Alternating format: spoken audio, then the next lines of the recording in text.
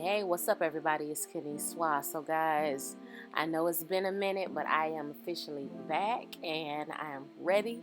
Guys, this is a video that I recorded for my birthday photo shoot. I made my own birthday cake, as you can see in this picture. It's a Tiffany's box covered with diamonds. So, guys, let's go ahead and let's just take a look at the video. All right, peace.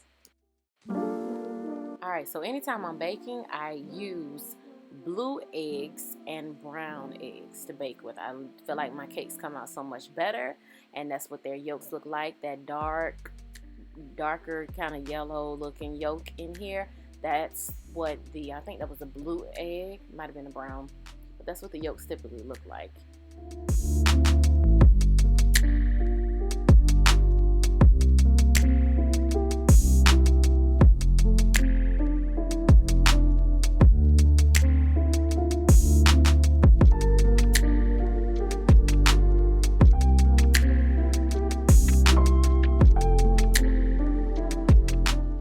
Alright guys, so because this is basically a cake for a photo shoot, when I have to do stuff like this for myself, I am not in the kitchen actually making a cake from scratch like I normally would if I was making it for somebody else. Guys, this is I don't want to say what Duncan Hines box cake that I'm mixing up. This is not a real made from scratch cake. And that's just due to the fact that it's a photo shoot, so I'm not, yeah.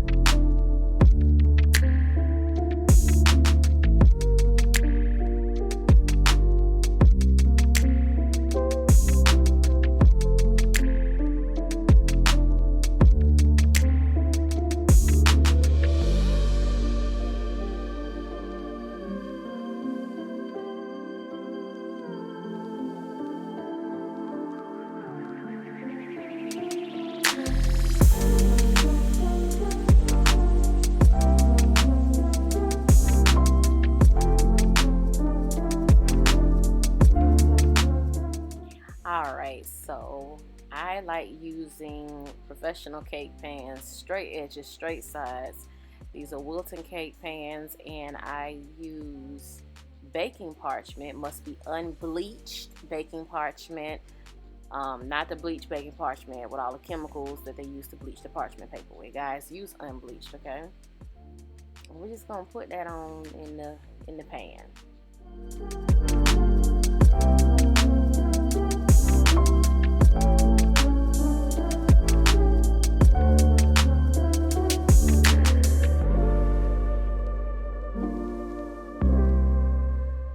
Alright, so for all of my serious bakers out here, you already know this is a old school trick to help the cake rise and cook, I guess, evenly. So you see that strip I just put around the pan? Basically, it's an old towel. You get you an old towel that you're not using, wash the towel first and put it around, wet it really good, and put it around your cake pan, and your cakes will rise evenly. So here's an example. This one here, I didn't do the wet towel strip, and see how it's like it's got a bump in the middle of it, and this is the one that had the wet towel around it. It's really flat. That's what you want. You want that flat action.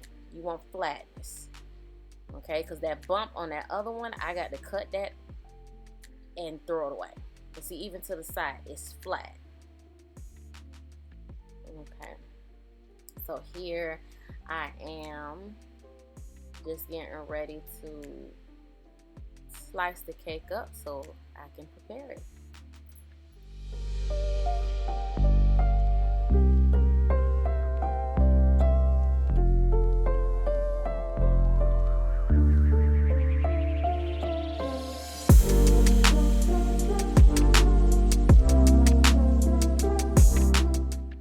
Okay, so it ain't nothing like good old butter.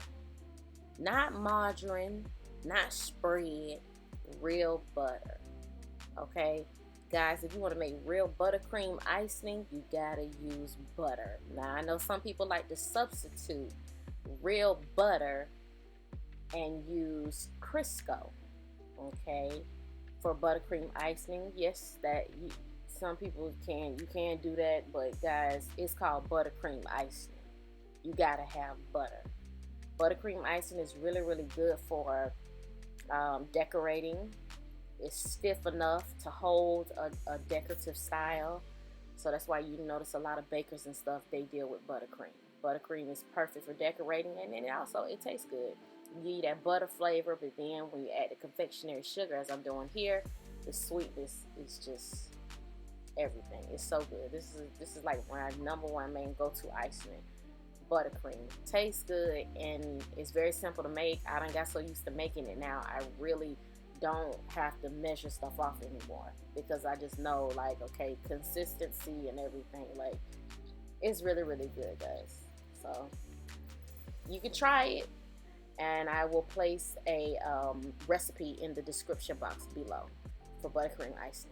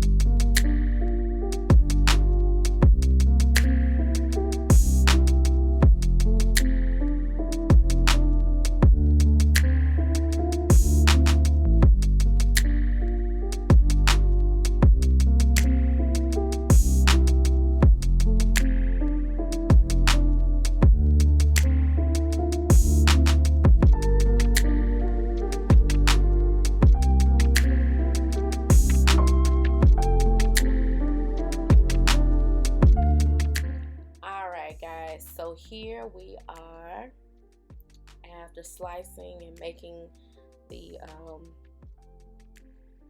icing. Excuse me. But yeah, we got the icing. So now we're finna do what they call in the baking world a crumb coat. We're going to crumb coat the cake and fill the inside of it. All right.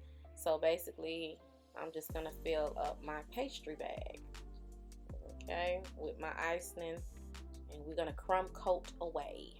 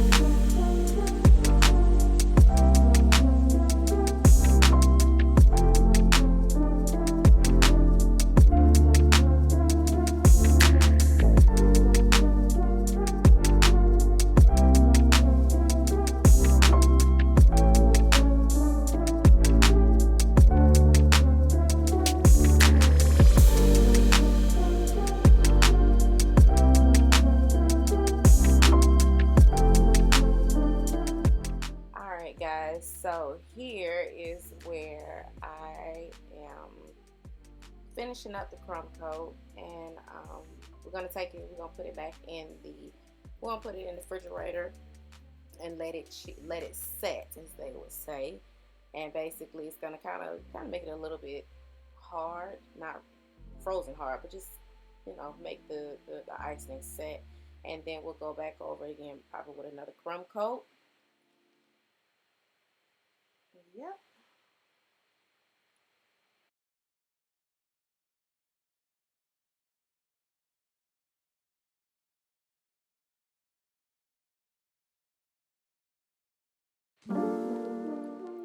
Alright guys, so while the cake is in the refrigerator setting, we are going to make fondant, or in the words of Cake Boss, fonda. So how do we make fondant? Fondant, I like to make mine out of marshmallows. I've done this more than a few times, so I kind of don't really have to measure stuff off once again. But you melt the marshmallows down the same way you would as though you were making Rice Krispie treats. So we all know melted marshmallow gets everywhere, it really sticks. So we're gonna coat and grease everything down from the mixing bowl to the dough hook. Even when I get in there dealing with it, I even gonna grease my hands down when I get in there kneading it. So well greased pan, and then even the bowl that I'm gonna put inside the microwave with the marshmallows in it, that bowl we're gonna grease that too, because we don't want the marshmallows to stick and make a mess and get everywhere, and we can't. So here I am greasing the dough hook. I want to say, like, out of all of the appliances in my kitchen, I would have to say my mixer, this KitchenAid standing mixer, is my all-time favorite. Like, that's my favorite appliance. I think everybody who has a kitchen, you got that one appliance that you like over everything in there. So for me, it's my KitchenAid mixer. It makes baking and mixing things so convenient and easy. You'll be surprised how many times I done put some stuff in the mixer and just let it mix, walked away, go watch TV, and come back. My stuff is still in the bowl, still mixing good. Guys, if you ain't got a KitchenAid mixer, please go get one. A KitchenAid standing mixer. I know they're real expensive, but the best time to get them, Black Friday, which is obviously coming up soon. Just whenever they run in the sale, Walmart, check your local Walmart, check your local Target, and just see what sales they got going on for them. These things are just so helpful in the kitchen.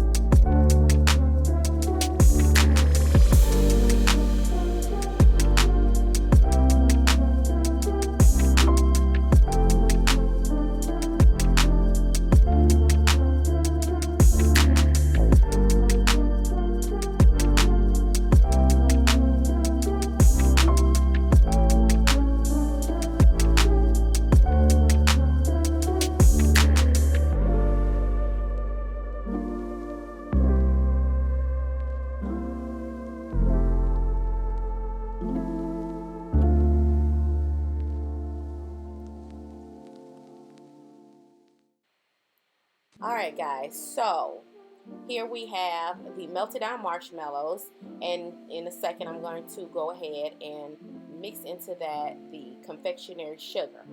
Now, if you want your fondant to have a color, like if you want it to be blue, pink, green, whatever, this is the time when you put your food coloring or your icing coloring or whatever kind of coloring that you use. This is the time to put it in and mix it in, because when it's mixing, the fondant is going to pick up the color and it's going to change to whatever color you want it. Now, me personally, I chose to do my coloring off camera because I was obviously, the theme of my birthday photo shoot was the company Graft and Tiffany's. So with that being said, well, I wanted a Tiffany's cake, so that Tiffany blue color, I wanted it to kind of be precise, and I wanted it to match the Tiffany boxes that were in my photo shoot as well. So I was really trying to get the color pat down and done correctly. So I wanted to do that off camera, so I did it in the kneading process done by hand, and I mixed it in there. Granted, that is the hard way of mixing the color in, but it can be done that way. I just for it to be a little bit easier on you guys, while you got it on the mixer and in the bowl, mix the food coloring in there and let the machine just mix it in, so that way when you take it out of the bowl, you're not worrying about, oh, I gotta mix more color in and stuff like that. Just make it easy on yourself, but guys, because I wanted that Tiffany blue color to kind of be spot on, I did it once it was out of the bowl and off camera. All right, guys, thanks.